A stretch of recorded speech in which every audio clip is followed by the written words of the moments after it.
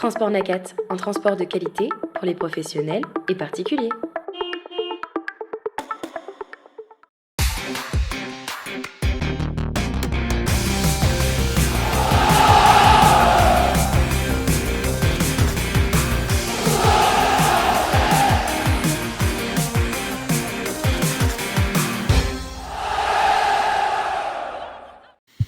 Bonsoir à toutes et à tous, très heureux de vous retrouver sur le Phocéen. On va rentrer tout doucement dans ce Lille Olympique de Marseille. On a un super plateau en plus pour en parler. J'espère qu'on a digéré un petit peu cette défaite et cette contre-performance contre le Paris Saint-Germain. Et pour rentrer dans ce match, dans ce choc contre le LOSC, on aura Bernard Rodriguez avec nous. Salut Bernard. Salut à tous.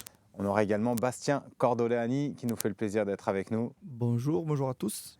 Et le fabuleux Romain Canuti. Fabuleux. Parce que ça fait longtemps que je ne t'avais pas vu, c'est pour ça. C'est vrai que ça fait un petit moment qu'on ne s'est pas vu. Plaisir de voir Bernard enchaîner. Il était là la semaine dernière. Tu vois, on a besoin de piliers, de repères. Tant qu'il est là, on en profite. Après, il va repartir vers les pays du soleil, là où... Pas du soleil levant, ouais. Oui, parce que c'est quoi ton actualité, Bernard ? Du soleil bien levé. Mon actualité, écoute, c'est que je rentre d'Arabie Saoudite, où je travaillais pour la DTN avec l'équipe nationale des 15 ans. Et voilà, donc je fais un petit break maintenant. Je profite un peu de revenir en France, où ça faisait 6 ans que je n'avais pas mis les pieds. Donc voilà, je profite un peu de la région. Et on profite de toi, du coup, sur le plateau du Phocéen. Donc merci d'être avec nous. La rivière va s'afficher dans quelques instants pour vous proposer le programme de cette émission. Et on va commencer tout de suite avec ces blessures à répétition à l'Olympique de Marseille. C'est quoi le problème ? Bernard, justement, je te lance là-dessus. Pour toi, comment tu analyses toutes ces blessures à répétition depuis le début de cette saison à l'Olympique de Marseille ? Je pense que sur le plan chronologique, que ce soit à l'OM ou ailleurs, la préparation d'avant-saison, c'est capital. Et à mon avis, la préparation qui a été faite dans la première partie de saison n'a pas permis aux joueurs d'avoir un bagage sur le plan athlétique très important. Et après, il y a eu la multiplication des matchs qui a fait que les organismes ils sont touchés. Et quelque part, si ton corps n'est pas préparé à tout ça, effectivement, le corps humain, il se met en alerte rouge. Donc je pense que c'est ce qui se passe en ce moment. Ouais, plutôt la répétition des matchs pour toi aussi, Bastien, ou c'est vraiment la préparation estivale qui a été pas bonne ? C'est pas que ça, c'est pas possible de mettre que ça dans la balance. Il doit y avoir une dizaine de facteurs. Préparation physique, changement de staff avec changement de méthodologie et de travail au mois de septembre, avec notamment pendant la trêve de novembre et pendant la période post-Noël, des gros coups, des gros entraînements avec du foncier. Tu as la CAN, oubliez quand même qu'on a perdu beaucoup de joueurs qui sont partis en Afrique, changement de climat, les vols, les avions, tout ça.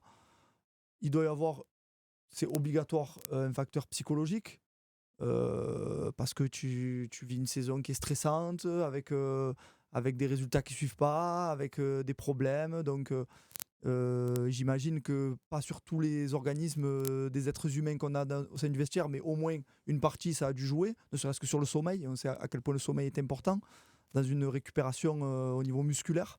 Et on voit qu'on a énormément de blessures musculaires. C'est la première fois depuis 30 ans qu'on a autant de blessures musculaires en termes de chiffres. Et puis après, il y a une histoire de récupération invisible, c'est toujours pareil, de sérieux des joueurs. Et je pense, c'est forcément obligatoire, qu'il y a certains joueurs qui n'ont pas mis tous les ingrédients, tout le sérieux nécessaire pour pouvoir tenir une saison avec 2 compétitions majeures, plus certains qui jouent la CAN. Quand tu dis ça, tu parles de l'hygiène de vie, parce que j'ai vu beaucoup de messages par rapport à ça. Oui, mais c'est obligatoire. Alors c'est obligatoire. Moi qui suis la NBA, par exemple, après je te laisse parler, tu as LeBron James aujourd'hui qui a 38, ou je crois qu'il va sur ses 39 ans, il joue tous les 3 jours. Cette année, il a été épargné, je crois, même pas 15% des matchs qu'il joue avec les Lakers. Mais parce que tu suis sa vie, le mec te dit, je ne demande pas à tous les joueurs de faire ça, mais je te prends l'extrême exprès. Le mec te dit, je dors minimum 8 heures par nuit et 4 heures dans la journée, avec des siestes entrecoupées. J'ai une alimentation qui est adaptée à mon rythme de vie, parce qu'en NBA, pendant 7 mois, il sait qu'il va jouer tous les 3 jours. Voilà. Je ne suis pas certain, et Jean-Louis Gasset l'a dit. Il a dit, moi, quand je suis arrivé, j'ai vu que, par exemple, il n'y avait aucun repas en commun. Ça l'a surpris. Je l'avais souligné en décembre, cette histoire. J'avais trouvé ça un peu bizarre que les mecs s'entraînaient, rentraient tous chez eux. Bon, lui, il a dit, moi, je préfère que voir ce qu'ils mangent, faire des jeux de société, qu'il y ait une vie de groupe, tu vois. Bon, ça peut faire partie, c'est pas la seule explication. Hein. Bernard en a donné une, j'en ai donné quelques-unes, mais ça peut faire partie. Il y a le truc moi, de l'hygiène de vie qui est annoté cette saison, et c'est vrai qu'il y en a qui font pas ce qu'il faut, c'est pas le sujet. Des fois, quand une saison est réussie, on ne sait pas, mais c'est aussi un peu c'est la même chose. Il y a une hygiène de vie qui est exactement identique. Et ça marche comme quand ça même. gagne, on n'en parle pas et on dit voilà. Des fois, on dit même que ça a cimenté le groupe et tout, donc faut voir. Moi, ce que je vois aussi là-dessus, c'est que il y a des joueurs, comme tu as commencé à avoir des blessures, il y a des joueurs à qui tu as dit serre les dents, on a besoin de toi, et au bout d'un moment, ça lâche. Je pense notamment à Valentin Rongier qui, avant de se blesser, jouait toutes les minutes de tous les matchs, et voilà, au bout d'un moment, ça a lâché. Et on est arrivé dans cette situation parce qu'effectivement, il n'y a pas une préparation. Psychologiquement, c'est très important la grosse préparation estivale parce que les joueurs démarrent un peu carbo et en fait sont toujours dans un mode récupération. C'est-à-dire ils sont, entre guillemets, tellement fatigués, ils produisent l'effort en match, derrière, lessivés jusqu'au prochain match, et du coup, tu n'as pas de questions, tu gamberges pas et tu n'as pas de trucs à te poser. Ça, c'est très important. On ne l'a jamais eu, il n'y a pas eu cette préparation estivale. Et aussi, on a un recrutement qui, avec des joueurs qui n'étaient pas, peut-être, je pense, aptes à faire des matchs tout le temps. J'en cible un en particulier qui s'appelle Geoffrey Kondogbia. Et pour moi, le problème, il vient aussi de là. C'est-à-dire que quand tu recrutes Kondogbia... Ismail Assar, j'ajoute à cette liste. Ouais, Ismail Assar aussi. Je pense que tu recrutes un Kondogbia en te disant Kondogbia, s'il fait 50 matchs par saison, avec le niveau qui est le sien, qu'il a montré en Liga et compagnie, tu peux te dire jamais il signe à l'OM en fait. Il reste en Liga, il reste dans des gros clubs et tout. Mais tu te dis, là, on va peut-être pouvoir le récupérer, le relancer. Le problème, c'est que tu n'es pas arrivé en termes de match. Donc, du coup, tu as demandé à d'autres mecs dans son secteur de jeu, comme Rongier, comme Verretou, tiens, serre les dents, fais des matchs. Et derrière, tu as le contre-coup. C'est-à-dire que Rongier, Verretou, il y a un moment donné où ça pète parce qu'ils ont dû surjouer par rapport à un Kondogbia ou à un Ismail Assar dans d'autres secteurs de jeu avec d'autres joueurs. Après, là, pour le cas de Rongier ou même certains autres comme Bamo Meïté, c'est pas forcément des blessures musculaires. Mais là aussi, ça peut être lié à tout ça, à la surcharge de Meïté et match. Nadir, c'est malchance. Ouais. C'est les deux malchance. Après, le reste, il a dit, même Verretou, on ne l'a pas cité, mais on a failli passer à ça. C'est la cheville. À force de lui faire serrer les dents. Oui, à un moment donné, il a eu un problème au mollet aussi, qui peut être dû justement à son problème de cheville, parce qu'il a joué en serrant les dents. Ça rejoint ce que dit Romain. C'est-à-dire qu'on a failli perdre nos 2 milieux de terrain titulaires d'année dernière à vouloir tirer sur la corde. Bernard, tu voulais réagir? Non, après, je pense que tu n'as pas un effectif qualitativement qui te permet aussi de faire des grosses rotations. Donc, il y a beaucoup de joueurs qui ont beaucoup joué de matchs. Effectivement, quand tu coaches, tu préfères peut-être avoir un joueur expérimenté à 70%, peut-être qu'un jeune à 100%. Mais ça Bernard, c'est ton avis ou tu le penses après? Je veux dire, on est en avril. Je suis d'accord avec toi. Mais est-ce que, par exemple, en août, tu faisais ce constat? Tu te disais, je pense que qualitativement, ça va être compliqué dans les moments chauds. Moi, j'ai pas trouvé... Enfin, au départ, parce que tu imagines bien que je m'intéresse au football français, même si je suis loin, et l'OM en particulier, mais j'ai pas trouvé l'effectif de départ suffisamment armé pour ce qui était annoncé. Donc, c'est pas un constat. Tu penses que déjà, dès le début... Pour ce qui était annoncé, parce qu'on a annoncé qu'il fallait qu'on joue la Ligue des Champions. Moi, je n'ai pas trouvé sur le papier, en tout cas. Après, il y a une différence entre le papier et le terrain. Mais je n'ai pas trouvé au départ un effectif capable de dire on peut jouer à la Ligue des Champions. Ça m'intéresse parce qu'après, dresser le constat, c'est pas pour dire qu'on peut tous le faire aujourd'hui. C'est la vérité. Voilà. Non, mais moi j'ai pas trop... J'avais pas mis l'OM dans une équipe, dans un groupe capable de jouer à la Ligue des Champions. Ok. Non, mais on y revient, excuse-moi, mais c'est sur la constitution de l'effectif. Et aujourd'hui, je pense que vous l'avez tous noté, on a suivi la conférence de presse de Jean-Louis Gasset. Et je vais te parler de Correa. Et je vais te parler de cette sortie de Correa où Gasset veut être gentil, mais en même temps, il fait passer un message. Correa, c'est un joueur d'axe. Il te dit, il est bien, mais on a du monde dans l'axe.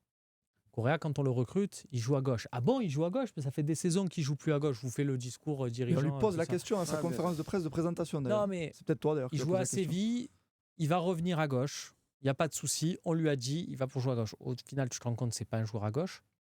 Ton deuxième joueur que tu avais à gauche dans ce fameux schéma, c'était Amin Harit, qui m'a dit dès le début, moi, à l'intersaison, Dans les deux attaquants, derrière l'attaquant, c'est bien aussi. C'est là où on le voit un peu s'épanouir, même si maintenant, dans le schéma, le 4-3-3 de Jean-Louis Gasset, la perte du ballon, c'est lui qui va côté gauche. Exact. En coulisses, on est en 4-4-2, on a les deux lignes de 4. Il est un peu plus libre. Et il est à gauche. Oui, voilà. C'est lui qui joue ce poste-là à gauche, mais par définition, lui, si tu lui demandes, c'est pas ça. Tu vois, il n'est pas milieu gauche. Et la troisième option, rappelez-vous, c'était Unai au départ de saison à ce poste. Unai, milieu gauche. Qui n'est pas du tout profilé pour jouer là. Ah non. C'est le moins qu'on puisse dire. Le seul truc que tu peux espérer de Unai, et moi qui me faisais en début de saison, espérer que la mayonnaise prenne, parce que tu es supporter de l'OM malgré tout, tu vois que ça va, tu as envie d'y croire, à te dire peut-être qu'il va avoir un déclic. Ce que je me disais de Unai, c'est qu'avec sa grosse frappe, le fait d'être rentrant sur son pied droit, etc. Gauche, rentrant, on va peut-être avoir des trucs. Première journée contre Reims, il marque comme ça. Je me dis, ça va être un déclic. On va avoir un. Bon, ça a été un fiasco. Enfin, je veux dire, quand tu es sur un poste, tes 3 options, ce sont des fausses options. C'est pour ça que j'insiste sur le fait que moi, au départ, je n'ai pas trouvé l'effectif qui était. Et l'avenir t'a donné raison, malheureusement. Enfin, malheureusement. Oui. Comme on est sur une émission connectée, je vais prendre quand même le message de Charlie Goyard qui nous dit on minimise beaucoup trop aussi l'importance de notre 3e place la saison passée. Vous allez me dire si vous êtes d'accord avec ce message-là, dans l'incidence qu'elle a dans le déroulement de la saison actuelle. C'est-à-dire, bien sûr, le barrage et tout ce qui va avec. Après, tu pouvais mieux gérer l'intersaison. Tu as repris l'entraînement. Ça fait désolé pour ceux qui sont des habitués du talk, mais ça fait 50 fois que je le répète à chaque fois que je suis invité. Mais tu as repris l'entraînement 1 mois avant ton premier match officiel et tu as fait 4 matchs amicaux. Peut-être possibilité de reprendre un peu plus tôt. C'est pour ça que je te dis d'en faire un de plus. Bon, un peu par expérience, sans aucune prétention, mais la préparation estivale, elle est trop capitale. En fait, tu as ce dossier du coach. Non, mais c'est quelque chose qui doit t'amener quasiment jusqu'à ta trêve. Ouais, mais tu sais que tu es 3e début mai. Puisque tu sais que tu es 3e après la défaite à domicile rapidement contre Brest, il me semble, officiellement. On dit la même chose. Donc, voilà. Non, mais c'est fou. C'est pour ça que, on dit la même chose. à Charlie Goyard, c'est pas le fait de finir 3e qui est problématique. Parce que, par exemple, sur cette fameuse 3e place, moi, je trouve que Pablo Longoria a eu une très bonne idée, qui était d'indexer les transferts, les salaires et aussi les abonnements de supporters, enfin toute la partie financière, à cette qualification en Ligue des Champions. Bon, ça lui a valu quelques inimitiés avec certains chefs de groupe qui n'ont pas trop aimé cette initiative, entre autres, parce qu'il y a des joueurs aussi qui avaient dit oui, et puis qu'au final, on dit mais je ne comprends pas, il y a des sous en moins. On a eu 2-3 qui ont tenté le coup. C'est vrai. Ça arrive, on ne leur en veut pas. Moi, je trouve que c'est une bonne mesure. Mais pour cette bonne mesure, combien de mauvaises mesures pendant l'été, à savoir la nomination de l'entraîneur, et encore une fois, Marcelino, qui je trouve est une erreur de casting totale, je pense que tu avais quand même moyen de l'annoncer, je veux dire, le lendemain du départ de Tudor. Tu avais moyen de dire, si c'était pour prendre Marcelino, oui. Et d'ailleurs, je rappelle que moi, il y a un coach dont j'ai beaucoup aimé le passage à l'OM qui s'appelle André Villas-Boas, qui a réussi pour moi à l'Olympique de Marseille. Et il a réussi aussi parce que on est venu un mercredi te dire Rudy Garcia, c'est fini. Le mercredi d'après, André Villas-Boas s'était présenté. Tu n'as pas attendu, le mec est venu. Avant même la fin de saison, il a pu s'entretenir avec certains joueurs qui voulaient garder. Enfin, voilà. C'est bien de préparer la saison. Et si tu regardes tous les fiascos récents de l'Olympique de Marseille, c'est que des saisons où on s'est endormi et on s'est réveillé à mi-juillet. Voilà. Donc, il y a un moment donné où, c'est aussi notre rôle sur le Phocéen, donc on va le jouer à plein, cette intersaison. On va le faire valider par Sébastien Volpe, évidemment. Slim, tu me regardes un peu inquiet. Mais on va faire des articles dès le mois de fin mai, début juin, en disant on en est où de tous les dossiers, de dire on va pas attendre fin juin pour commencer à se bouger. Il y a Choupi aussi qui dit, lui, qui nuance un petit peu, qui nous dit la préparation de Marcelino était aussi adaptée au style de jeu qu'il voulait prôner, Marcelino. Vous êtes d'accord? Je suis pas certain, parce que ton premier match officiel, tu es catastrophique dans le jeu, justement. Malheureusement, oui, j'aurais été d'accord si tu avais montré quelque chose de cohérent le premier. Tu peux pas associer ta préparation athlétique avec un style de jeu. Ta préparation athlétique, c'est pour remplir tes joueurs. Que tu joues en 4-4-2, un 5-3-2, un 8-0-2, il faut que les mecs ils soient remplis, ce qui n'était pas le cas. Tu ne peux pas associer une préparation athlétique avec un système de jeu. Et puis on va passer les détails de Pape Gueye titulaire alors qu'il ne va pas jouer pendant 6 mois. Il s'est passé des dingueries quand même. Là, on n'est pas en train de dire que Marcelino est un mauvais entraîneur, que tout le monde soit... et que tout est de sa faute. C'est pas du tout le propos. Mais comme tous les entraîneurs et comme tous les dirigeants, il a pu à un moment donné dans sa carrière faire des bêtises. Là, je suis désolé, son mois de juillet est une énorme ineptie. Il a fait des choses que je n'avais moi personnellement jamais vues. En tout cas pour une équipe qui compte jouer tous les 3 jours. Parce que c'était sûr, même si tu étais éliminé, que tu allais jouer la Ligue Europa. Ben voilà, après tu l'as payé. Et puis après, Gattuso n'a pas arrangé les choses à mon avis non plus. Parce qu'il ne faut pas non plus l'oublier lui aussi. Oui, parce que le problème en fait, des blessures à répétition, on l'a vu avec Marcelino, avec Gattuso, avec Bardonado, il n'a pas fait suffisamment de temps, mais aussi là désormais avec Gasset. Et il y a un autre problème aussi qu'on voit avec ces 3 entraîneurs-là, c'est les défaites face aux gros, et ça sera notre deuxième partie.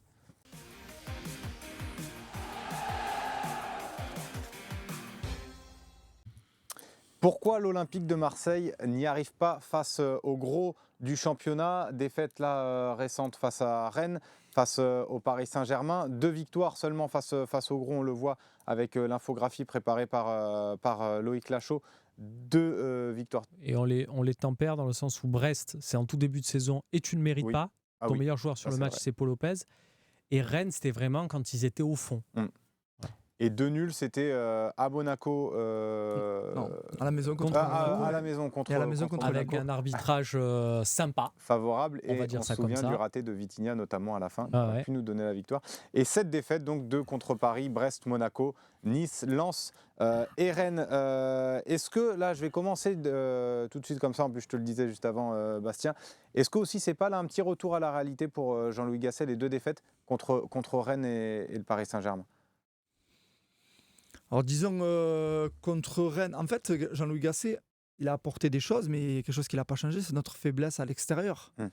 Parce qu'on a gagné avec lui à Clermont, il me semble. Oui. Mais sinon, à Villarreal, tu te fais danser. Hein, tu as fait un cours de flamenco en prime time sur M6 ou W9. Et contre Rennes, contre un Rennes très faible. Tu as eu à peu près la maîtrise du ballon sur les 70 mètres partant de Paul Lopez jusqu'au dernier tiers du terrain adverse. Puis après, c'était un peu n'importe quoi. Même si pour moi, la défaite était un peu sévère. Mais parmi les choses qu'il a apportées, il n'y a pas eu ça. Il n'y a pas eu le changement de visage à l'extérieur. Il n'a pas apporté ça. Donc, je n'ai pas été surpris de ça parce que je me dis, il n'y a pas de changement. En fait. Cette équipe, elle est bidon à l'extérieur. Il n'a pas réussi à trouver le bouton, si tant est qu'il en existe un, pour changer ça. Par contre, il a apporté plus d'enthousiasme offensif à domicile. Il a assumé une certaine posture qui est de dire je veux la maîtrise du ballon et tout. Ce qui n'était pas forcément le cas sous Marcelino, pas du tout. Et Gattuso l'a essayé, mais ça ne passait pas. Donc, retour à la réalité, oui et non. Parce que contre Paris, tu ne fais pas non plus un match dégueulasse. Ce n'est pas ton plus mauvais match de la saison. Mais moi, ce qui me rend... Si on peut revoir l'infographie qu'on a eue tout à l'heure, les 2 victoires et les 2 nuls, c'est à domicile. Et dans les 7 défaites, à part Paris, tu as tout à l'extérieur. Donc en fait, il y a vraiment 2 visages de l'OM cette année. Plus que gros ou petit, il y a un visage à domicile, un visage à l'extérieur. Et le visage à l'extérieur, il est cataclysmique, vraiment. Et toi Bernard, justement, cette différence de visage-là à l'extérieur, à domicile, tu l'expliques comment? Toi qui as l'habitude d'entraîner les équipes. C'est probablement un manque de caractère, déjà. Je trouve un manque de qualité, malgré tout. J'ai vu le match de Paris avec attention, puisqu'on a fait une émission avant. J'ai trouvé la défaite un peu sévère. Très sévère même. Franchement. D'ailleurs, sur le plateau, il y avait eu des pronostics et moi j'avais dit qu'à la mi-temps, il y aurait peut-être 0-0. On l'a relevé. Et j'ai trouvé la défaite sévère. On est d'accord. Mais encore une fois, je ne trouve pas cette équipe avec une identité. Voilà. Je trouve que cette équipe, elle n'a pas d'identité. Donc, c'est des gens qui sont capables de produire certaines bonnes choses. Par séquence. Et puis, à un moment donné, ça va s'écrouler. Bon, je pense que le match de Rennes, sur le plan athlétique, ils étaient complètement au bout du rouleau. Donc, ça a beaucoup joué. Par exemple, le match de Paris, si tu regardes bien le contenu, Paris, il marque 2 buts sur 2 contres. toi, moi, en tant que coach, je regarde un peu plus attentivement certaines choses. Tu as 7-8 situations de contre, toi. Ou si c'est bien joué, il y a obligatoirement situation de but, tu vois. Mais il n'y a pas les courses qu'il faut, il n'y a pas les solutions qu'il faut, les mecs, tu vois. Bon, il y a des trucs comme ça. Donc, moi, je trouve que encore une fois, elle manque d'identité, cette équipe. Elle manque de caractère. Romain, toi, manque de caractère, d'identité ou de qualité, justement, pour faire face à ces gros-là? La qualité aussi, parce que sur ces situations-là de compte, le QI football, c'est une qualité technique aussi. C'est-à-dire que savoir faire cet appel au bon moment, c'est quelque chose. Et ça, on voit que certains l'ont pas. Il y a la justesse des centres. Voilà, c'est ce qu'on dit souvent. La technique, c'est pas je sais faire 150 jongles ou c'est pas des freestylers là. Le but refusé, on a fait des débats. Vous avez fait des débats. Pourquoi pas, il n'y a pas de souci, mais qu'est-ce que fout Luis Enrique? Oui, c'est ce qu'on a dit. Tu vois? C'est marrant parce que j'ai écouté, je crois, l'OM au café ce matin de Romain Herring et il en parlait justement. Oui, parce qu'il a le droit d'être hors jeu, puisque l'action amène le fait qu'il fait une course verticale, mais être collé à Donnarumma, pourquoi faire, mon grand? Et moi, je me souviens j'ai des souvenirs de Laurent Blanc, qui participait beaucoup au jeu offensif. Je me souviens de séquences de jeu où il était justement un peu dans la surface, et quand il sentait qu'il y avait un autre, il avait l'intelligence de faire 2 pas de côté, de faire comprendre, et il n'y avait pas de VAR et tout à l'époque, ça aurait pu être sifflé, basta. Il avait l'intelligence de faire 2 pas de côté, genre je suis plus dans l'action, et voilà. Et c'est Luis Enrique, s'il fait ce pas-là de côté... Après, c'est pas un peu, si on veut justifier aussi la décision de l'arbitre, parce que quand même, elle est quand même étonnante, cette décision-là. Bon, on va pas refaire le match. Non, mais c'est pas de refaire le débat. Non, mais c'est pour dire, il a raison. Bernard, il souligne le manque de qualité. Dans la qualité, il y a ça aussi. Réfléchir comme il faut au bon moment, intelligence situationnelle. C'est-à-dire que tu arrives une situation, t'adapter à cette situation. Te mettre l'arbitre dans la poche, voilà. Moi, ce que je retiens surtout, c'est qu'ils ont vraiment eu des situations où il y a eu des 4 contre 3, où il y a eu des fois même des 3 contre 2 qui ont été très très mal joués parce que le porteur du ballon, il n'avait pas les solutions, et notamment au niveau des courses, à la différence de Paris. À la différence de Paris. Bon, je ne parle pas de la vitesse de course, parce que c'est sûr qu'Mbappé et Dembélé, ça va très vite. Mais Aubameyang, il ne va pas doucement. Mais ça, Ndiaye, il ne va pas doucement. Bon, d'accord, on a des gens qui sont capables d'eux. Sauf que dans la qualité des déplacements, ce n'est pas la même chose. Et le porteur du ballon, effectivement, c'est beaucoup plus facile quand la solution est tellement évidente que quand il n'y en a pas, quoi. Et là, on revient effectivement au problème de qualité. On a Bistou Kété qui nous dit qui construit aussi, parce que je pense qu'il fait quoi, ce que tu disais, Bernard, mais qui construit l'identité d'un groupe? Finalement, c'est plutôt les joueurs ou c'est le coach? Ou ça va même aujourd'hui, la problématique dans le foot, c'est que j'en parlais avec un ancien il n'y a pas très longtemps. Ce qui a beaucoup changé dans le football a évolué, le jeu foot, et je pense que c'est une bonne chose. Et ça va plus vite, ça court plus longtemps, il y a eu des progrès exceptionnels dans tout ce qui est autour du foot. Je trouve que les gens du terrain ont perdu le pouvoir. Donc pour répondre à la question aujourd'hui, c'est les présidents et les directeurs sportifs qui font du recrutement, le 3/4 du temps. Le coach, à la limite, on lui donne un produit, on dit voilà, on te donne ça, fais avec. Alors que, bon, je ne vais pas faire l'ancien combattant, mais à l'époque, le coach était le vrai décisionnaire. Sur les bancs aussi. Non, mais la construction d'un effectif aujourd'hui, si tu prends en France, je vais entre 80 et 90% des clubs, ok, l'effectif est constitué par le directeur sportif, voire par le président, et bien évidemment par les agents. Donc l'entraîneur, dans ce cas-là, on lui donne un produit, et on dit, voilà, écoute, tu as ça à disposition. Il justifie son nom. Là. L'entraîneur, c'est vraiment de nos jours un entraîneur. Il est là pour entraîner. D'accord. Voilà. Donc, mais bon, quelque part, pour répondre à la question, tu ne contrôles pas ça, donc tu ne choisis pas. Tu subis quelque chose. Ok. Moi, si je veux une équipe de caractère, je vais prendre des joueurs de caractère. Si je veux une équipe technique, je vais prendre des joueurs techniques. Si je veux une équipe athlétique, je vais prendre des mecs athlétiques. Là, on te donne un package. On te dit, voilà, écoute, voilà ce qu'on a fait. Hein. Et puis essaye d'en tirer le meilleur parti. Et c'est pas toujours facile. Donc en fait, l'identité de l'équipe, parce que justement les coachs ne sont pas en capacité d'imposer quelque chose, c'est généralement, des fois, je trouve que l'identité d'une équipe tient souvent en Ligue 1 à un joueur dont tu sais, et c'est ça, et c'est pour ça que Alexis Sanchez était à ce point important l'an dernier. C'est ce joueur où tu le sais. En fait, quand tu regardes un match, si tu joues au foot, tu le sais. Quand il est là, tu vois tous les autres, ils ont le ballon, ils lèvent la tête, il est où? Non, mais parce que ça Et s'appelle. Sanchez, et même toi en tant que spectateur, Mm. tu regardes Alexis Sanchez, j'ai eu la chance d'être invité pour le France-Chili là, Ah, au il fait un Vélodrome. match. J'y suis allé que pour lui. Il Ouais. est venu en pantoufle, il a fait 2-3 trucs. Mais sur le but, il est là. Mm. Et tu vois qu'il était 10 vraiment à la construction du jeu, donc ironiquement ce qu'on voulait le voir l'an dernier. Et tu sens qu'en fait, c'est Alexis Sanchez. L'an dernier, on avait une équipe des fois bloc bas. Tu balançais sur Alexis Sanchez, il contrôlait, il temporisait, il permettait à tout le monde de Ouais, monter. mais Et il y a- ça vaut. il y a ça, c'est deux pas des choses. buts, Il y a- des passes il y a D, le mais talent. c'est des stats, ouais. Il y a le talent et la personnalité. Mm. Et les deux conjugués, ça fait ce style de joueur. Et je pense que cette année, dans l'effectif, tu les as pas. Et c'est la personnalité de l'équipe. Désolé de reprendre un peu cet exemple Alexis Sanchez, mais parce que du coup, comme il a la performance sur le terrain, il peut se permettre d'aller voir des mecs et de dire « Oh, il faut faire ça », et d'ailleurs, il ne se privait pas de le faire. Ou quand lui, il râle, ben, vu ce qu'il fait sur le terrain, il est crédible. Donc du coup, quand il fait ça, tu te dis « Bien Ok, sûr. je l'écoute ». Bien sûr. À la différence, on a connu ça à l'OM avec un joueur qui s'appelait Patrice Evra, qui avait des super discours, mais il n'était pas crédible parce que sur le terrain, il était aussi bon que moi. Bien sûr. Donc les mecs, ils le regardaient, ils disaient « Oh, là tu as parlé, maintenant, il faut assumer et tout ». Et les mecs regardaient en disant « Mais Ouais, mais Là, on en c'est revient- sûr, quoi, toi cette on en saison, nous, revient, le joueur qui tente de faire ça, et je l'aime bien, hein, c'est malheureux, mais c'est Paolo Lopez. Mais Paolo Lopez, c'est pareil.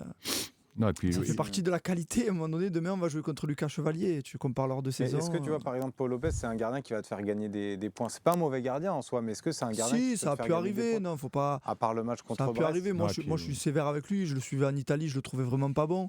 Je trouve quand même qu'il a retrouvé une certaine seconde jeunesse à l'OM. Mais, Ok. mais ça rejoint ce qu'on dit depuis Mais tout à l'heure. Bastien, Qualité, personnalité. Je veux dire. Ah. il- Paolo Lopez, il est loin du jeu. Oui, en plus, le poste est particulier. Paolo oui. Lopez, il est loin Non, du mais jeu. c'était pour revenir sur l'exemple de ce que dit Romain. Tu as un joueur. Là, par exemple, à Lille, le joueur vraiment qui en impose, c'est Jonathan David sur le plan offensif. Mais sur le plan défensif, Chevalier fait Benjamin André. Oui, c'est le capitaine. Ouais, Non, mais en dehors de ça, nous, notre capitaine, tu sais qui c'est notre capitaine, par exemple, nous? C'était Kondogbia, là, non? Oui, tu as tu vois. réfléchi, t'imagines? Mais t'imagines, on est en avril. Ouais. Normalement, tu dois me dire c'est Kondogbia. Ouais. En plus, Ouais, il non, a été mais bon. recruté un peu pour ça. Ouais, ouais. Mais t'imagines, tu as réfléchi. Voilà. Non, mais C'est- c'est Ça, pour ça tu sais que- quoi, ça veut tout dire. Bien sûr. Voilà, ça Non, veut mais tout c'est dire. pour ça que je te dis que tu as des leaders techniques, tu as des leaders par le caractère. Effectivement, je pense qu'encore une fois, cet effectif-là manque de qualité, mais manque aussi de grosses personnalités. Et c'est ça que vous pensez qu'il nous manque vraiment face au gros du championnat? Parce que moi, bien quand je sûr. regarde, par exemple, l'effectif de Lille, l'effectif de Nice, je trouve pas qu'on ait en termes de qualité un. Mais un bel effectif. alors, j'en parlais avec un agent.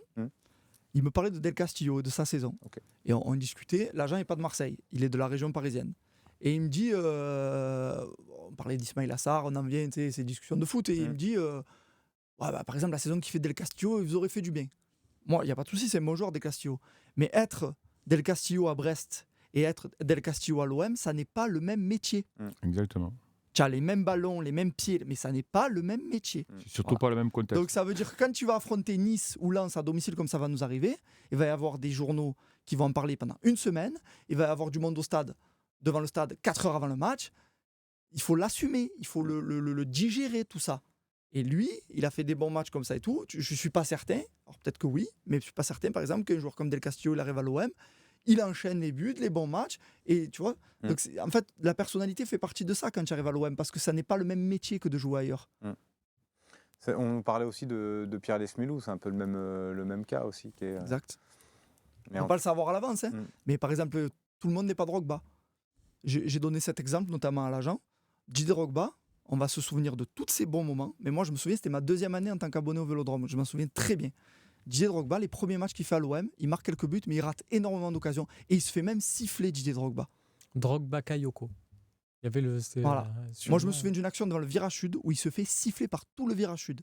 Et moi je suis au stade, mais je suis côté nord, et je suis avec des amis qui me disent, mais il est maladroit, il est bidon, entre guillemets. Mais tout le monde ne peut pas absorber ça façon Didier Drogba. Didier Drogba, quand il marque un but, il ne fait pas chute. Il fait couper décalé, il rigole et il enchaîne les buts derrière. Tu vois ce que je veux te dire? Et ça fait partie de la personnalité. Ça fait partie d'un joueur qui peut réussir à l'OM. Alors je ne demande pas des Didier Drogba, hein, mais à une autre échelle, tu peux avoir des mecs de caractère qui peuvent assumer les gros matchs, vu que c'est le thème, différemment. Ouais, il y a Choupi qui nous met un message qui nous dit pour qu'on y arrive contre les gros, il faut aussi savoir tenir en seconde mi-temps. Des fois, on encaisse beaucoup trop de buts en seconde période. Là aussi, c'est un problème dans les gros rendez-vous, ces secondes périodes souvent difficiles.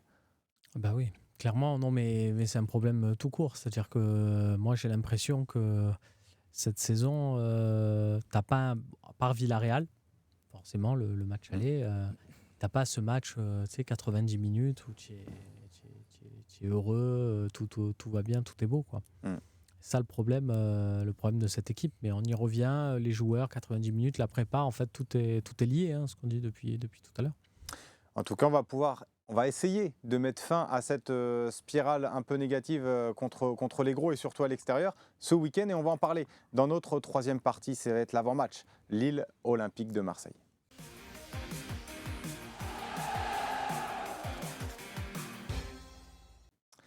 Lille Olympique de Marseille, ça c'est le match qui nous attend demain soir, ce vendredi soir à 21h à la Decathlon Arena, on l'appelle comme ça maintenant. Alors le bilan de l'Olympique de Marseille à Lille en Ligue 1, il n'est pas forcément fameux. 13 victoires pour l'Olympique de Marseille, 15 nuls et 20 défaites. Donc c'est pas forcément terrible.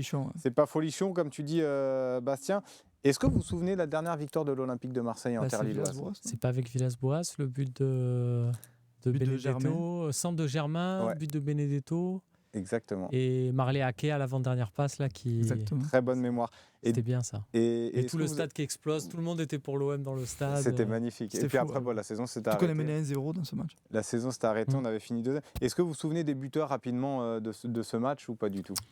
Germain sur un corner et Pipa, je crois.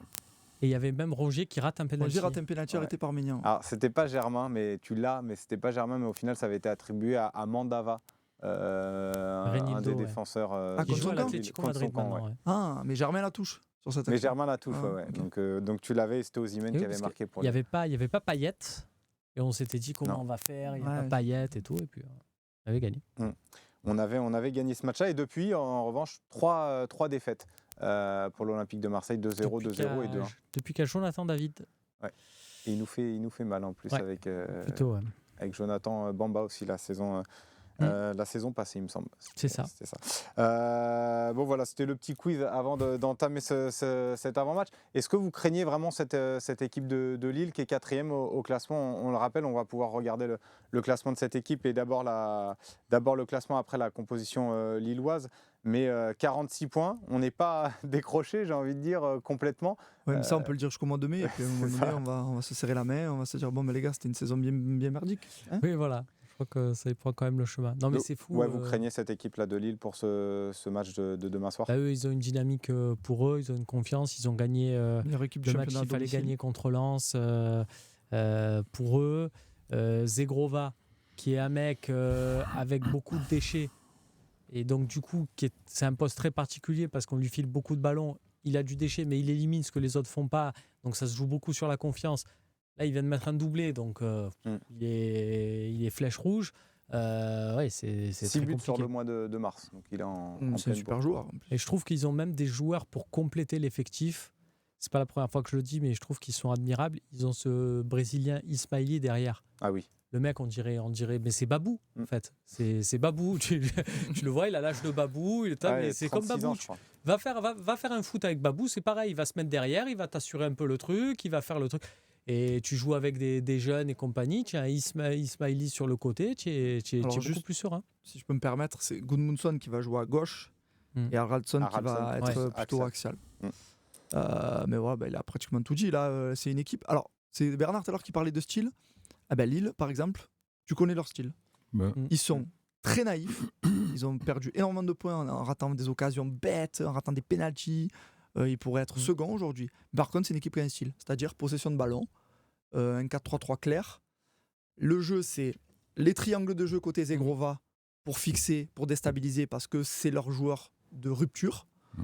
Et ils avaient du mal à trouver le pendant côté gauche, ils ne l'ont pas trouvé d'ailleurs. Donc du coup, depuis la rentrée 2024, Fonseca a pris le pari de mettre Gudmundsson, qui est un joueur à la base un piston ou voire un défenseur. Et il a dit, c'est très simple, on va fixer le jeu côté droit. Et puis vous, côté gauche, vous allez courir dès qu'il y aura de l'espace. Et Gudmundsson, comme c'est un joueur un petit peu de devoir, le fait très bien.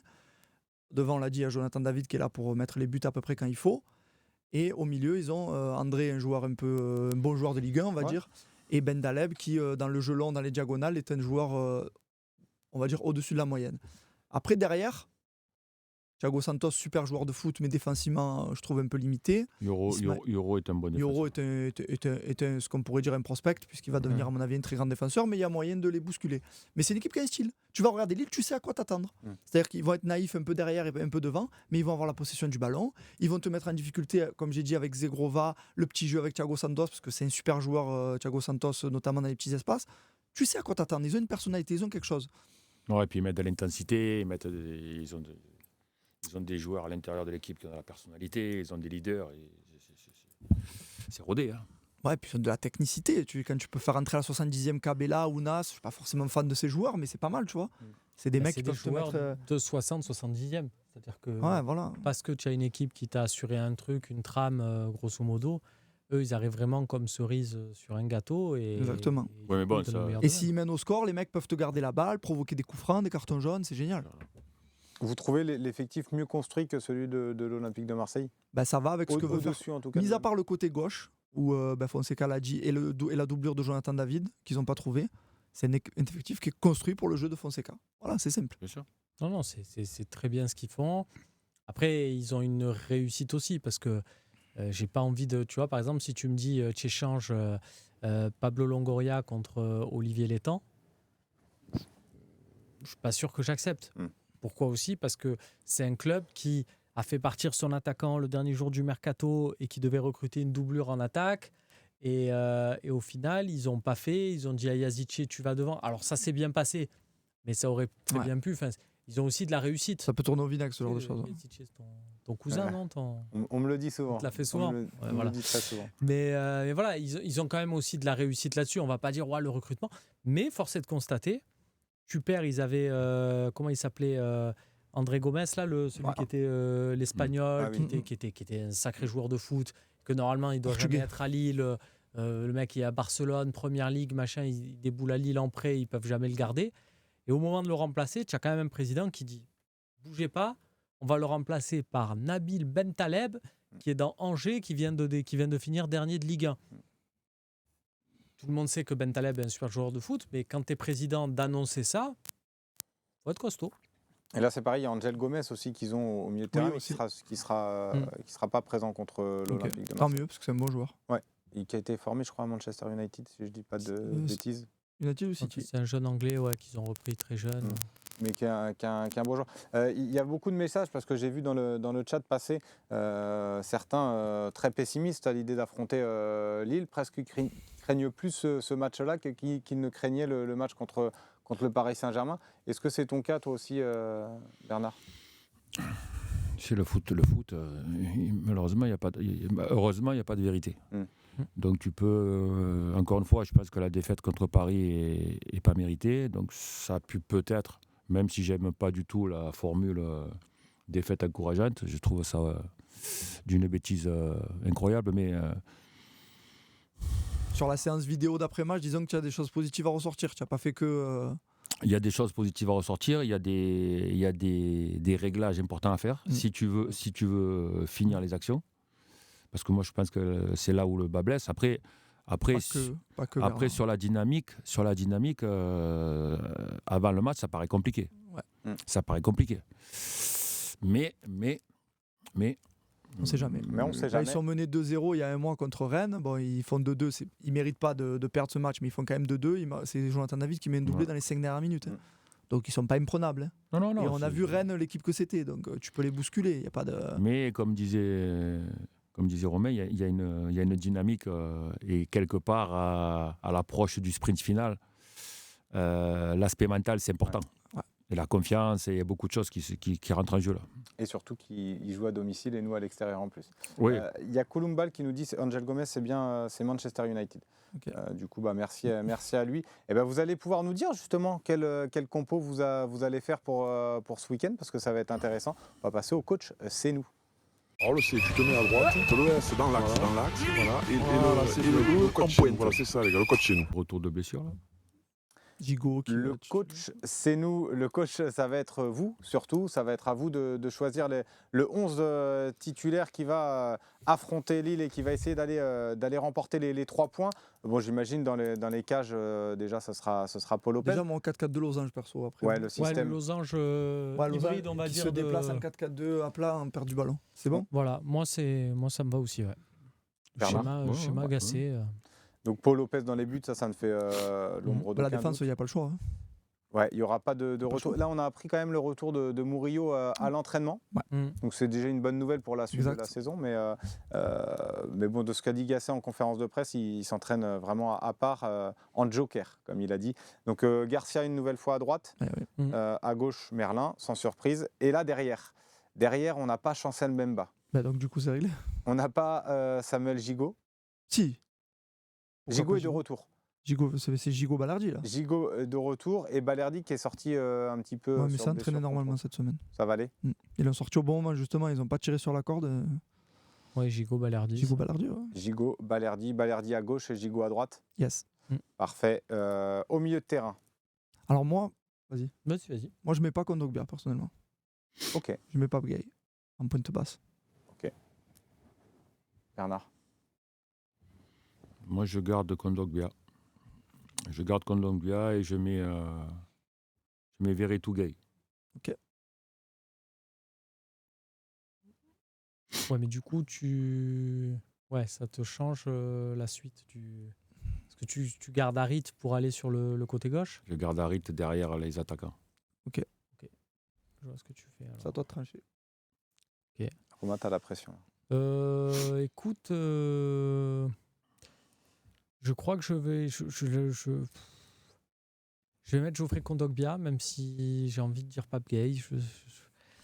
Pourquoi Pape Gay, juste rapidement, Bastien, Parce que, pour alors, convaincre Kondogbia, c'est définitif. En fait, ce garçon a 30 minutes dans les jambes. Voilà. De haut niveau, hein, je parle. Il peut jouer un match de haut niveau pendant 30 minutes, pas plus. Après, il est complètement dépassé. Alors, soit, et il pénalise l'équipe un peu, soit il fait comme il faisait en décembre, là, quand il jouait, qu'il était hors de forme, il se colle à la défense. Et là, tu te dis, mais comment tu peux jouer? Tu peux pas aller chercher l'adversaire avec ton 6 qui est collé à la défense. Ou soit, forcé et contraint contre le Paris Saint-Germain, je pense qu'il a été un peu décontenancé parce que du coup, il était mort, il pouvait pas rester collé à sa défense. Mais comme on était 11 contre 10, on a dû aller de l'avant. Et du coup, le contre-effort, il n'est pas capable de le faire.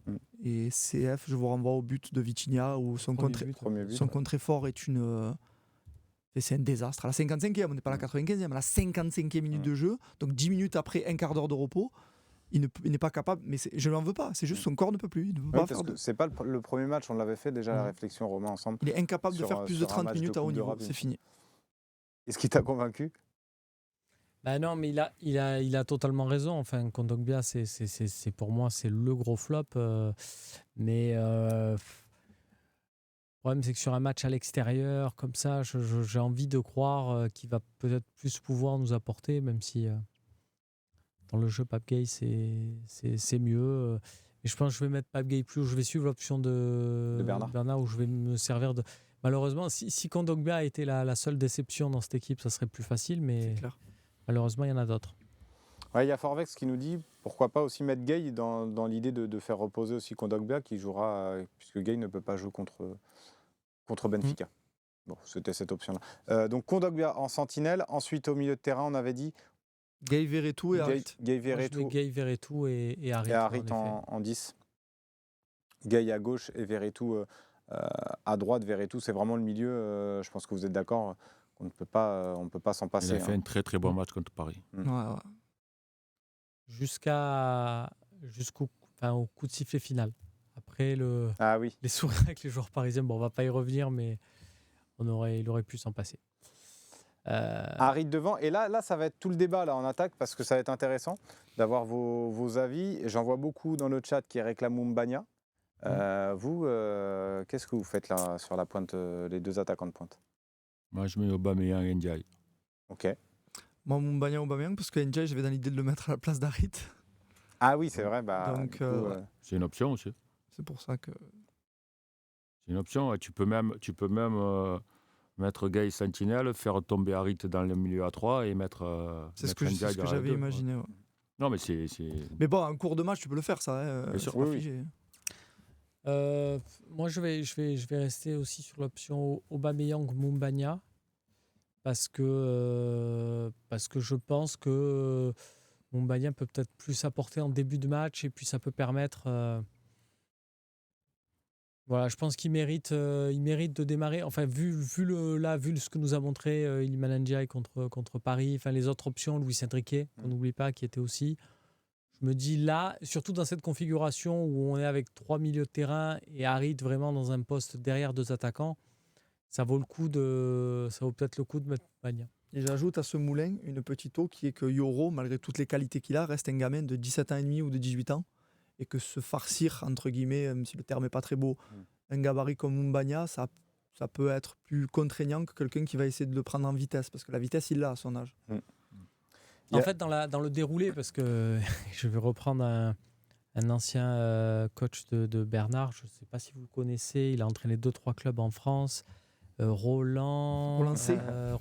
On va l'appeler comme ça. On ne va pas le nommer. Bon, attention, parce que Roland C, il y en a d'autres. Bon, bref. Pardon. L'avantage, je pense que Mumbagna, c'est plus un joueur à démarrer le match, dans le sens où il va user et où son style, que vraiment où il rentre en fin de match pour faire des diffs. Je trouve que le faire rentrer en fin de match pour bouger une équipe, ton projet, il est limite borné. C'est les espoirs déchus, c'est son entrée contre Paris. Alors qu'un Iliman Ndiaye qui rentre face à des équipes fatiguées, on peut plus voir la différence. Je suis obligé de prendre parce qu'il y a beaucoup de messages. Tu te doutes bien, Romain, sur Amin Harit. Donc je suis obligé. Jusqu'à quand Harit va avoir l'immunité? Il ne mérite pas. J'ai vu un message passer également. Ndiaye a fait 2 bons matchs quand même. C'est 2 de plus que Harit sur cette saison. Est-ce que vous êtes d'accord avec ce traitement qu'on a sur Amin Harit? Je peux comprendre le fait que les gens aient le sentiment qu'on soit plus méchant avec Iliman Ndiaye qu'avec Amin Harit.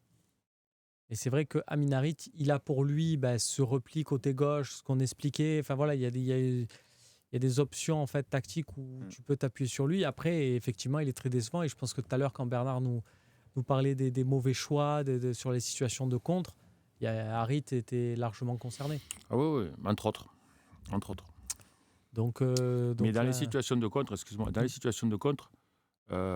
moi, c'est surtout les joueurs qui ont mal couru que j'incrimine. Parce que c'est toujours l'appel qui décide de la passe, c'est pas l'inverse.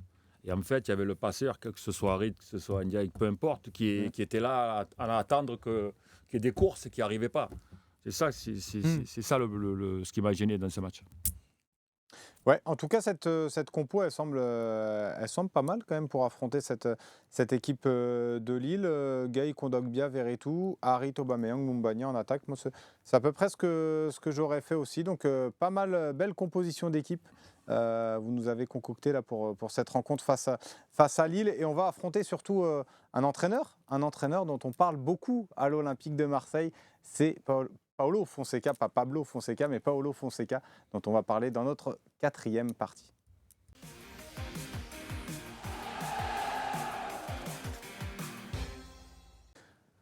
Paulo Fonseca à l'Olympique de Marseille, c'est pas une info, c'est une question. Est-ce que ce serait une bonne option pour vous à l'Olympique de Marseille, Bernard? Si on se fie au travail effectué, oui. Si on se fie au résultat, oui. Si on se fie au parcours, oui. Après, je vais reprendre ce qu'a dit Bastien.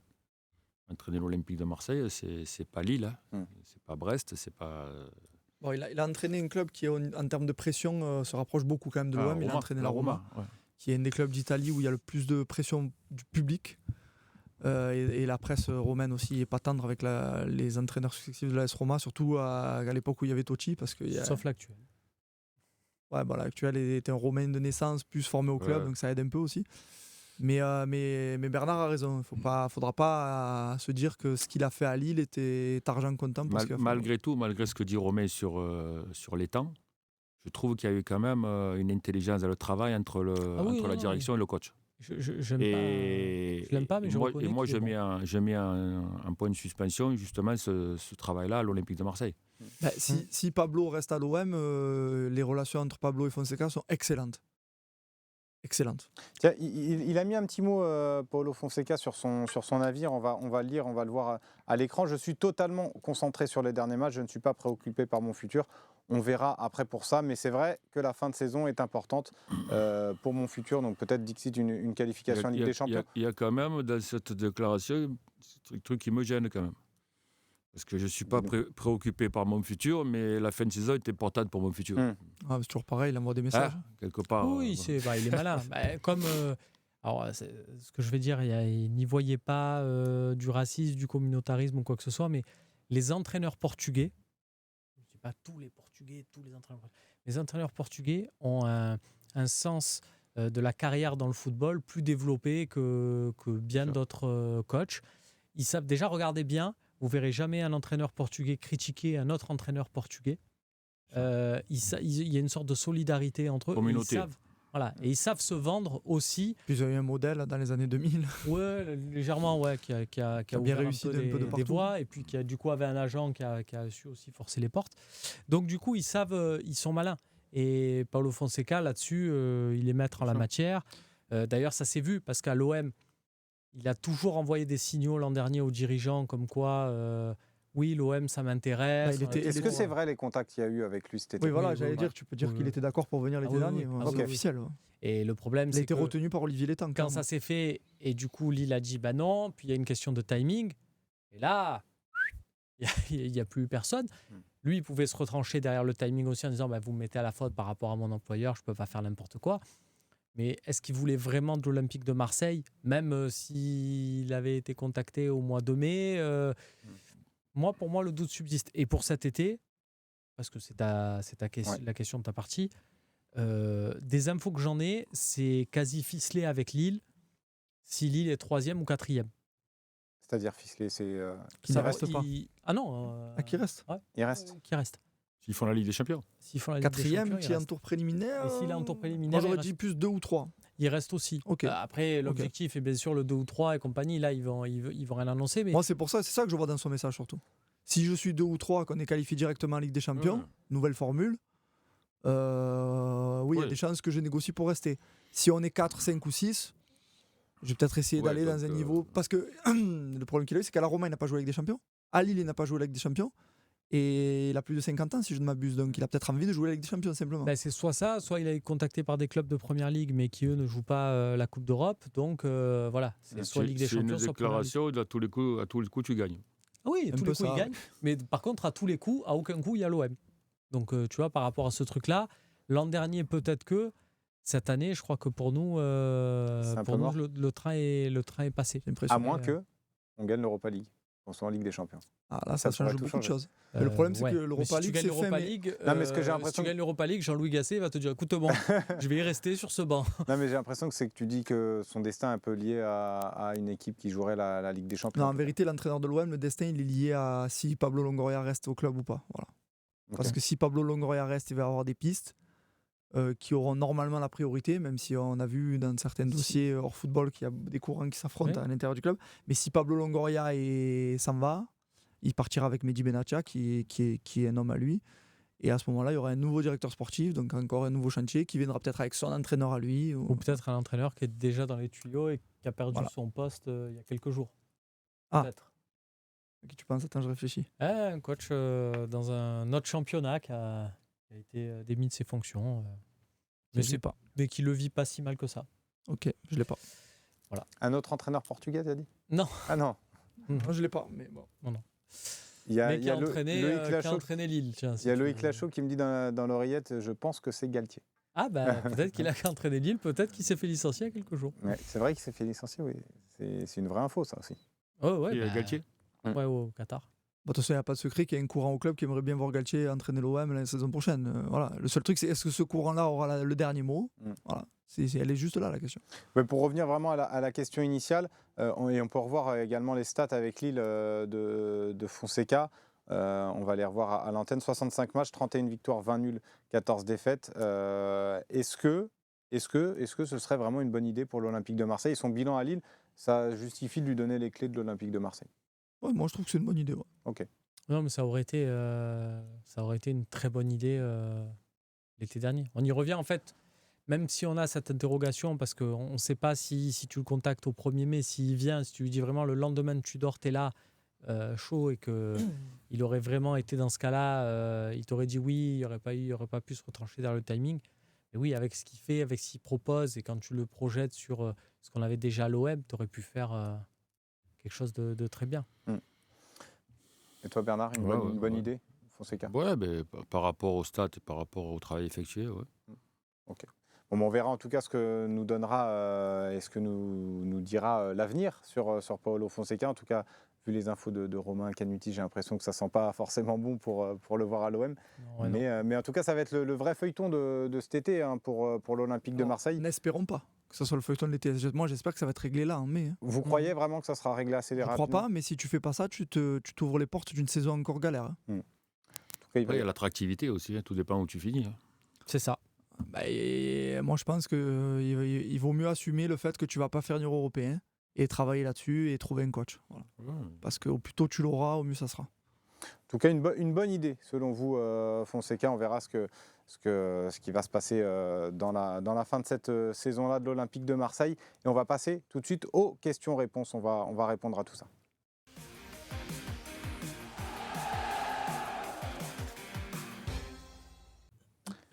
Les questions-réponses. Et j'avais une question tout à l'heure que j'ai notée dans le chat de Ernesto Farias.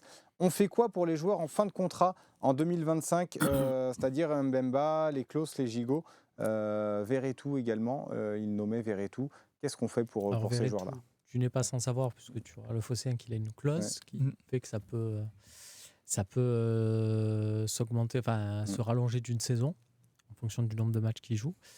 Pour les autres, je te redis la liste, Mbemba, Klose, Gigot notamment. Le vrai dossier chaud, c'est Mbemba. Si tu me demandes mon avis, on prolonge, on met capitaine. C'est mon chouchou. J'ai vu tes tweets passer sur lui. Je l'aime, d'amour. Ah non, mais Chancel, je t'aime. Il y a de quoi. Ah, je l'aime. Voilà. Pour moi, c'est un joueur Ligue des Champions. Dans un effectif moyen, c'est un joueur Ligue des Champions. Donc, tu re-signes si tu veux rester et tu es capitaine, mon coco. Après, attention, on a eu des défenseurs excellents. Je pense à Nicolas Nkoulou, qui vient très mauvais. C'est pas tu faux, dois te farcir jusqu'à la fin du contrat. Donc, il y a des vraies décisions. Ça, c'est des décisions de bonhomme à prendre. Un joueur qui peut jouer dans l'axe, à droite, défense à 3, défense à 4. Ah oui, non, mais sur le profil, non.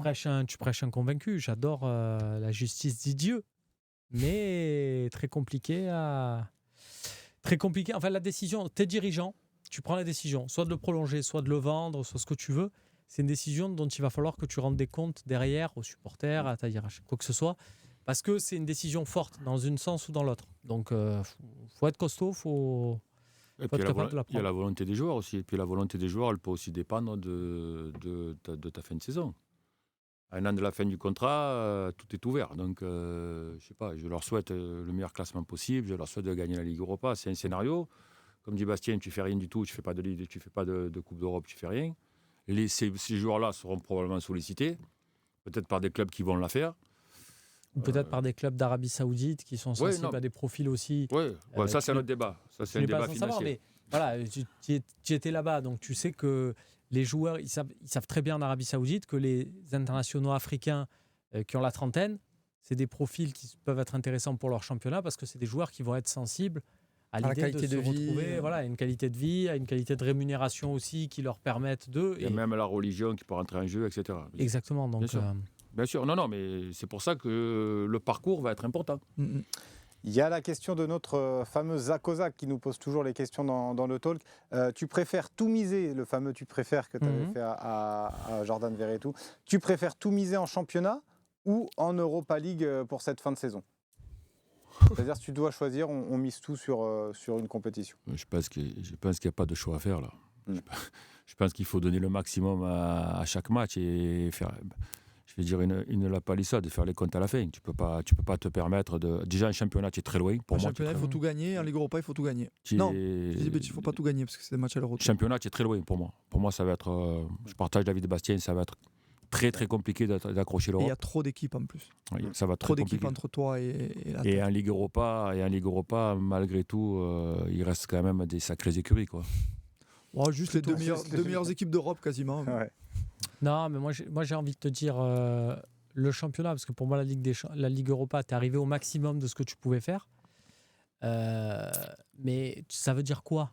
Ça veut dire que quand tu vas te présenter la semaine prochaine pour un match de Coupe d'Europe à Benfica, un quart de finale, tu vas le jouer avec, tu vas mettre les jeunes de la Gambardella en leur disant c'est l'échauffement.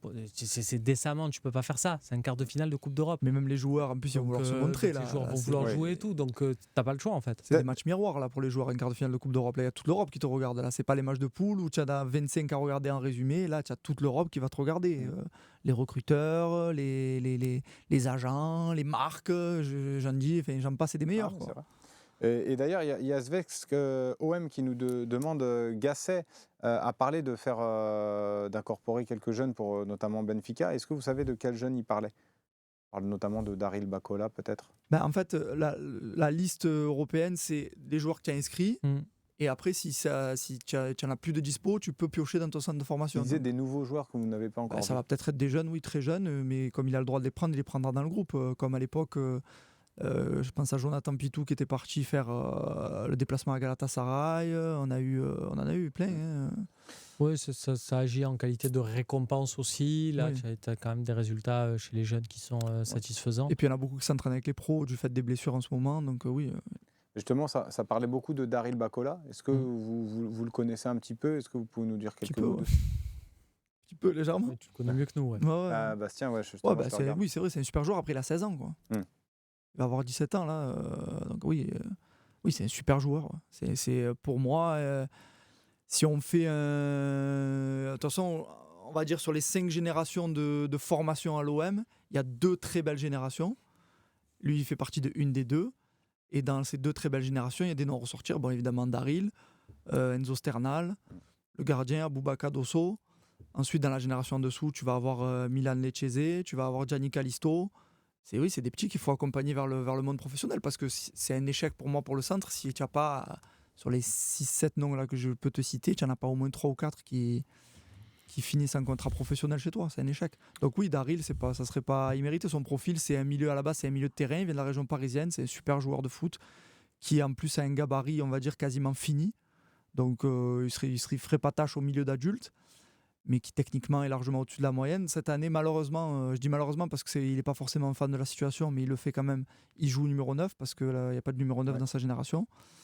Et il le fait plutôt bien. Mais c'est un joueur capable de conserver la balle au jeu, de se mettre face au jeu par des contrôles orientés, par des conduites de balle. Il te fait penser à qui? Je dis ça parce que j'avais été très très bon il y a 5-6 ans, un truc comme ça, même peut-être plus. C'est pour dire. Mais on commençait à l'époque beaucoup à parler de Liadji. Et je me souviens, tu nous avais dit sur un talk, Liadji, tu nous avais dit, c'est un profil à la Di Maria. On ne s'est jamais attendu à voir Angel Di Maria, mais on a vu l'idée, c'est-à-dire l'ailier droit, machin, et on a de suite vu ça. Dès qu'on a vu Liadji, on s'est dit, oui, Bastien, là, il y a un profil qui te parle pour Bacola, qui te... Alors, je devrais dire en milieu, c'est vraiment de la percussion. Donc, je pourrais te dire... Kamavinga, mais en droitier, en milieu. Parce que c'est son poste de prédilection. Maintenant, en attaquant, c'est tellement pas son poste que j'aurais du mal à te dire vraiment à qui ressemble. Mais ouais, ça ressemble à du Kamavinga. Beaucoup d'activité, beaucoup de technique. C'est pas Eduardo Camavinga. Bien sûr que non. C'est moins fort. C'est moins fort qu'Eduardo Camavinga, parce qu'à son âge, Camavinga, il jouait à Rennes. Donc c'est moins fort. Mais c'est très fort. On voit l'idée. C'est très fort. C'est vrai que Camavinga, quelle folie. Camavinga. D'ailleurs, je suis désolé, j'ai une anecdote là-dessus. Vas-y, Ro. Mais Camavinga à Rennes, donc tu vois le truc. Et un jour, Andoni Zubizarreta, donc, dit à quelques jours, journaliste, j'ai vu un petit à Rennes là, Camavinga, t'as envie de dire. Oui, merci, merci Andonis.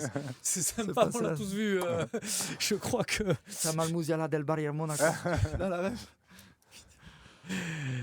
Ah tiens, il y a un message pour Bernard. Slim demande à Nanar, il te surnomme Nana, s'il a des infos vente OM vu qu'il vient d'Arabie Saoudite. Ah ben voilà, s'il est là. Voilà. Ah, c'est toi qui es venu. De sa présence. Tu es venu avec les contrats. On m'a posé tellement de fois la question. Ah, mais c'est vrai ça. On te l'a jamais dit, mais toi on a dû te. Ah oui, on m'a téléphoné. Tu n'es pas venu dans tes bagages avec un émir ou quelqu'un là? Et j'ai tellement pas la réponse. Désolé, j'ai tellement pas la réponse. Mais tu as dû recevoir des appels de fous. De partout, non. Ah ben oui, par sur le plan géographique, effectivement, j'étais sur place. Après, après, moi, j'aimerais vraiment que l'OM dispose de... Quand je vois le public, quand je vois le stade, quand je vois l'effervescence, quand je vois la région, j'aimerais tant qu'on puisse disposer de moyens pour lutter vraiment. Alors, tu me tends une perche que je suis obligé de saisir, parce que je l'ai lu avant de venir sur le plateau. Mais Franck McCourt, on est combien d'habitants sur Terre? 4 milliards à peu près? 5 milliards? On va passer les 5 milliards là, je crois. Un peu plus. Même à 7. 7 milliards? Bon. Ben, Franck McCourt, il vient cette semaine de rentrer dans le classement Forbes des personnalités, je crois, il doit être dans les 5% les plus riches parmi ces 7 milliards d'habitants. Donc, moi, je suis d'accord avec toi, j'aimerais qu'on ait des moyens limités, pas forcément un club étatique comme certains, parce que c'est un peu contre mes convictions, mais des moyens limités, il n'y a pas de souci. Mais on n'est pas dirigé par Romain ou moi, quoi. Je veux dire, on est dirigé par quelqu'un qui rentrait dans les personnalités les plus riches de cette planète. Donc les moyens, il les a. Après, il s'agit de vouloir les donner. Voilà. Il est là, 350 millions les plus riches. C'est 5%. Ouais, alors c'est moins que 5%, ça doit être dans les 2%.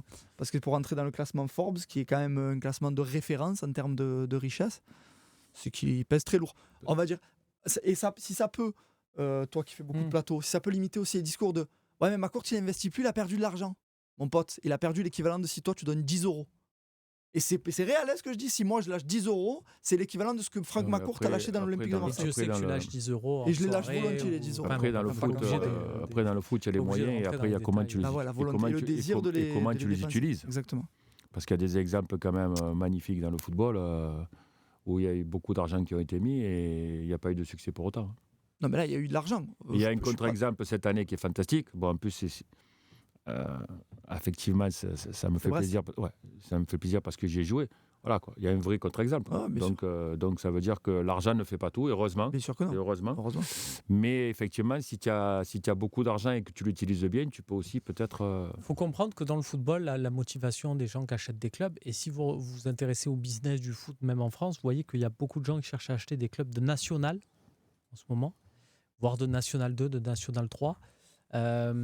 En fait, tu peux faire alors après, c'est à des échelles différentes. C'est-à-dire qu'il y a des McCourt qui peuvent se permettre d'acheter un Olympique de Marseille. D'autres, comme moi, ils vont acheter une N2 ou une N3. Mais en fait, le foot peut te permettre, par la dynamique sportive, de faire une bascule et de basculer dans une autre galaxie. En fait, c'est pour comprendre la motivation de McCourt, c'est ça. C'est-à-dire qu'il a acheté un club, je schématise, 100 €. Chaque année, il doit remettre la main au pot, donc ça va lui coûter l'équivalent par rapport aux 100 €, 5 € de plus, 10 € de plus, donc ça monte son investissement à 110, 120, 130. Mais s'il est par exemple dans la bonne tranche de Ligue des Champions au moment où il y a la réforme et donc il y a plus de droits télé et compagnie, c'est un x2, x3 par rapport au truc. Donc qu'est-ce qui s'en fout d'avoir perdu 20 ou 30 en cumulé sur plusieurs années, toujours pareil sur cette mise d'achat de 100, si derrière ça fait x2, x3 parce qu'en fait les clubs de foot après, il y en aura très peu. Ça ouvre des réseaux aussi. Tu le sais mieux que moi. Mais en tout cas, c'était très intéressant. Merci à vous deux pour ces précisions. Il y a une question de Max. Dis-nous juste, excuse-moi, juste avant la question, parce qu'on parle de ces trucs-là, des appels que tu as reçus. Est-ce que tu as une anecdote des mecs qui ont dû recevoir des coups de fil un peu farfelus, non, des mecs qui ont dû se faire passer pour des gens ou qui t'ont raconté? J'ai même reçu des appels d'agents. Non, mais c'est bon. Après, je te cache pas que je m'y attendais. Parce que bon, après, c'est tout à ton honneur de ne pas avoir alimenté une rumeur. Non, mais j'ai des défauts, mais je suis pas. Parce que malheureusement, ça joue avec la passion des gens, malheureusement, de faire croire, de faire miroiter des choses. Bien sûr, non, mais c'est vrai que j'ai reçu beaucoup d'appels. Bon, en plus, Marseillais, là-bas, l'OM, bon, tu vois, le parallèle. Tu avais des mecs qui voulaient se placer, qui pensaient que tu savais. Comme dit, mais il y a des agents qui te disaient que si tu connais. Avertis-moi, machin, il y a des joueurs. Des joueurs non, mais des agents qui t'appelaient pour dire qu'ils avaient déjà des joueurs dans une éventuelle vente. C'était un peu folklore. C'est parti loin quand même. Ouais, c'était un peu folklore. Non, n'empêche, et Bastien a raison, c'est tout à l'honneur de Bernard de ne pas avoir juste, ne serait-ce que mis une demi-pièce dans la machine. Parce qu'on sait que le raisonnement de ceux, et je ne les critique pas, tu as envie d'y croire, voilà, donc tu as envie de... Et combien de fois on a eu les... Alors, comment tu expliques que lui, qui est quand même un monstre, là, tu aurais eu des... Comment tu expliques que Bernard Rodriguez, qui est là, il nous a dit ça et tout, et ça aurait permis de faire un peu le non, buzz. mais c'est un petit peu dommage. Alors, même si c'est fait. pas quelqu'un que je porte dans mon cœur pour diverses raisons, mais qu'un garçon comme Mohamed Bouafsi a reçu des menaces de mort juste parce qu'il est dit que pour lui, il n'y avait aucune rumeur. Tu vois, c'est pour ça. C'est en ça que je dis que c'est bien de ne pas avoir remis une pièce dans la machine et d'avoir gardé soit son devoir de réserve, soit même de dire non, mais je ne sais pas parce que je ne sais pas.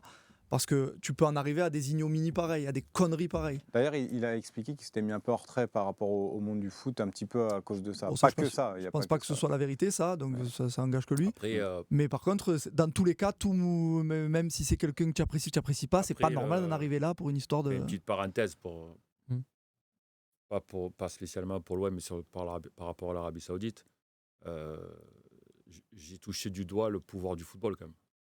Sur le monde en général et sur la politique. Parce que je l'ai vécu en direct parce que j'y étais, mais quand on voit la transformation de la vision des gens sur l'Arabie Saoudite aujourd'hui grâce au foot. Ouais, donc c'est vraiment une entrée politique de base. Complet. Aujourd'hui, je peux le dire haut et fort, j'étais à la DTN, moi. Nasser Largué, qui je pense est un des plus compétents dans tout ce qui est formation, etc., mise en place de projets. Aujourd'hui, il est en grande difficulté. Parce qu'il y a ce que les gens voient, c'est l'option politique. C'est-à-dire comment on peut transformer l'image de notre pays, par quel biais et avec quel impact. Le sport, ok. Quel sport? Le foot, ok. Moyen, les moyens, pas un souci, c'est les ministères qui payent. C'est les ministères qui payent, d'accord? Donc on prend Ronaldo, on prend Neymar, on prend ci, on prend là, on essaye d'attraper Messi. Mais à côté de ça, parallèlement, quand tu vois le fonctionnement qu'ils ont, c'est-à-dire qu'aujourd'hui, tu as 8 étrangers par équipe. D'accord? Autorisés. Au mois de juin, ça passe à 10. Donc, où est l'envie de faire progresser le football saoudien? Non, c'est que l'image. D'accord. En fait. Donc, moi qui l'ai touché du doigt dans la formation. Et quel est le poids de Newcastle, qui est le club, on va dire, le plus connu appartenant à un Saoudien dans le pays là-bas? Comment c'est vu? Est-ce que pour eux, c'est une vitrine, vraiment? Ils disent en première ligue, on a Newcastle, ça représente notre investissement? Ou est-ce que c'était juste une histoire de se mettre, de rentrer dans le championnat le plus onéreux? Non, moi je pense que c'est pour rentrer dans le championnat. Il n'y a pas de. Il n'y avait pas de. Je vais te dire une bêtise, mais quand tu ouvrais les journaux d'Arabie Saoudite le matin, ils ne parlaient pas de Newcastle et du championnat saoudien. Moi, je vais te parler de ce qui me concerne, de ce pourquoi on est là-bas, on a été là-bas. Et il y en a qui y sont encore. Pour développer la formation. Ok. D'accord? Donc après, c'est juste un problème mathématique. Si demain, le mois de juin, il y a 10 étrangers qui jouent sur la feuille de match. Ouais, comment tu vas faire monter des jeunes? D'accord? Non, mais il y a 10 étrangers. Donc ça veut dire que si tu as sur une feuille de match à 20, tu as 10 Saoudiens. Mais tu vas avoir peut-être un Saoudien qui va jouer. Il faut savoir que nous, on a fait la Coupe du Monde au Qatar. On a eu cette chance. On a eu les datas. Le pays où il y avait le joueur qui avait le moins de temps de jeu, c'est l'Arabie Saoudite quand même. Ok. D'accord? Donc, comment veux-tu développer ta politique de formation si tu exploses ton quota d'étrangers? Que va devenir ton équipe nationale? Puisque tes Saoudiens ne vont pas jouer. Il n'y a pas de logique, en fait, c'est politique. Oui, c'est pour moi, Bernard, pour moi, c'est un impact. Et d'ailleurs, ça a marché. Puisque Canal+ a pris les doigts, puisque les gens, tout le monde parle, puisque... Puis ça va ouvrir le tourisme, parce que comme tu dis... 800% d'augmentation. Voilà, tu as tout compris. Le tourisme. Oui, non, mais on s'entend bien. Et puis, je peux te dire, pour y avoir vécu 16 mois, j'ai été un peu partout, mais à Riyad notamment, ils ont mis 1000 milliards de dollars pour Riyad. Il y a des milliers de grues. Ils font des projets NEOM, on n'en parle même pas. Ils vont faire un circuit à Jeddah où il va y avoir un virage à 70 mètres de haut. Si je veux dire, ça dépasse l'imagination, tu vois. Mais pour moi, l'impact, il est politique. MBS, c'est un mec hyper intelligent. Et qui il y a eu des progrès dans le pays. Attention, il y a eu des progrès. Il y a la libération de la femme, elle conduise, elle joue au foot, le voile n'est pas obligatoire. Il y a eu beaucoup d'ouverture grâce à lui. Mais l'arrivée du football dans le pays, c'est d'abord un objectif politique. Ok. Voilà. Merci en tout cas. C'est vachement intéressant. Parce que c'est hyper intéressant. On pourrait faire une émission dessus. Malheureusement, Seb il va m'appeler, il va me dire vous coupez un peu à un moment donné. On va reprendre la dernière question du coup de Max T13. Selon vous, quels sont les 3 postes à renforcer en priorité au mercato d'été? C'est plutôt simple. C'est 3 postes axiaux. la colonne vertébrale, qui pour moi est ce qu'on a presque de plus défaillant cette saison. Donc il te faut un gardien, On est d'accord. un attaquant axial, j'ai envie de te dire, un milieu de terrain, un organisateur, enfin les 3 postes presque les plus importants, c'est là où il nous faut du monde. Ouais, moi, je dirais 2 attaquants et un milieu offensif. Alors moi, je suis team Romain sur le gardien. Priorité des priorités. Parce que dans un championnat de Ligue 1 aussi compact, et avec pas d'équipe qui se détache, c'est trop important d'avoir un bon gardien qui te stabilise des matchs nuls des fois quand tu es sur le fil. Et ensuite, tout dépend du système, mais on va dire que si on part sur un système à défense à 4, je vais pas... tout dépend des prolongations de contrat, mais je vais me prioriser sur au milieu de terrain avec un profil créateur pour mettre en concurrence Aminarit qui en a besoin à mon avis, ça va pas lui faire de mal. Et un profil plus soit relayeur, soit couloir gauche au milieu. Ouais, ça revient beaucoup là, le 10, le milieu meneur de jeu créatif. Ça fait écho aussi un petit peu au fait que beaucoup dans le chat n'apprécient pas forcément les matchs et les performances d'Aminarit. Donc ça viendrait lui apporter une concurrence. Est-ce qu'on a le temps de prendre un dernier message? Je vais te donner une info à ce compte-là, vu que je sais que l'OM suit de très près David Pereira da Costa. L'OM et Monaco. Ok. Voilà. J'adore ce joueur. Qui est dans ce profil-là, ouais. c'est pour ça que j'en parle. J'ai un petit rectus parce que il a une histoire avec le Stade Vélodrome, pour ceux qui l'ont vécu, avec son but l'an dernier là, de 35 mètres. C'est lui qui met la frappe contre C'est lui, ouais. Putain, ça nous avait fait mal. C'est un de nos meilleurs matchs dans le Ça contenu. nous avait fait du mal et bon voilà. C'est vrai qu'on avait fait un très très bon match. On avait fait un super match et il nous avait fait mal. Allez, on va prendre une dernière question. C'était monsieur Didi BG qui nous dit: vous nous voyez terminer devant ou derrière Lyon à la fin du championnat? Devant. Mais bon, j'en tirerai aucune satisfaction. Anecdotique. Ouais, je dirais devant aussi. Devant. Bernard. Oui. Mais à la fin du match à Lyon, j'avais mis un post sur mon compte en disant je pense qu'on a vu l'affrontement de 2 équipes qui vont finir milieu de tableau. J'ai l'impression que ça va être ça, genre un qui finit 10 et Parce que le calendrier 8. après Lille, c'est quoi? C'est compliqué, il y a Après, Nice, il y a Lens. tu reçois Lens, en revanche. On reçoit Nice, on reçoit Lens. Lens, il faut qu'on aille à Toulouse, il faut qu'on aille... On va à Toulouse, on reçoit Lorient et, et on va au Havre. Voilà. Alors, il y a une possibilité que Toulouse et le Havre... Aussi. Et Reims. Il y a une possibilité que Toulouse et le Havre leur sort soit déjà réglé, donc ça serait bien. Ça peut nous permettre, étant donné qu'on est nul à l'extérieur, de jouer des équipes un peu moins en pression. Nice et Lens à domicile? Nice et Lens à domicile. En une semaine. Hein.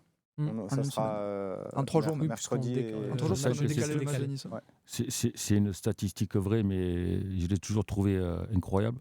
Sachant que c'est toujours très difficile de gagner 2 matchs de suite à domicile. Là, tu vas en jouer 3. Parce que tu fais retour de Benfica. Ah oui, exact. Nice et Lens. Bon, peut-être ça va casser le truc alors. Espérons. Ah, il y a Toulouse avant. Non, il y a Toulouse au milieu. Il y a Toulouse au milieu, entre les deux. Donc, entre Lens, ouais. Mais moi, je pense qu'on va gagner contre Nice et Lens. Ok, j'ai cru que tu allais me dire contre Lille, parce que j'allais faire, avant de terminer, avant de clôturer cette émission, les petits pronos. Romain, bon, tu seras là avec nous demain, mais tu pourras le redonner. Ouais, je suis nul en pronos, mais malheureusement, je fais une défaite de l'OM. Donc, espérons que ce soit un bon signe pour... Je dirais 2-1 pour Lille. Ouais. Ah ouais. 1-0 pour Lille. 1-0 pour Lille. Oula, c'est pas très. Mais comme très comme vous voyez bien qu'on n'est pas millionnaire, ça veut dire qu'on n'a pas gagné au Paris sportif. C'est vrai. Tout peut arriver demain. Bien sûr. Pour l'instant. Bon, en tout cas, on espère que vous vous trompez.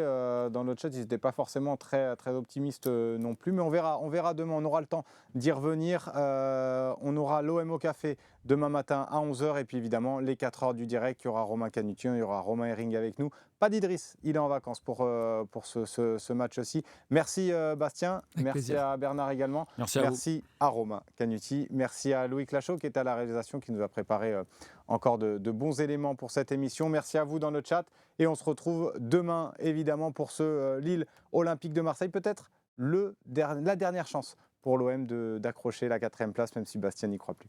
Allez, bonne soirée à tous et à demain. Ciao, ciao.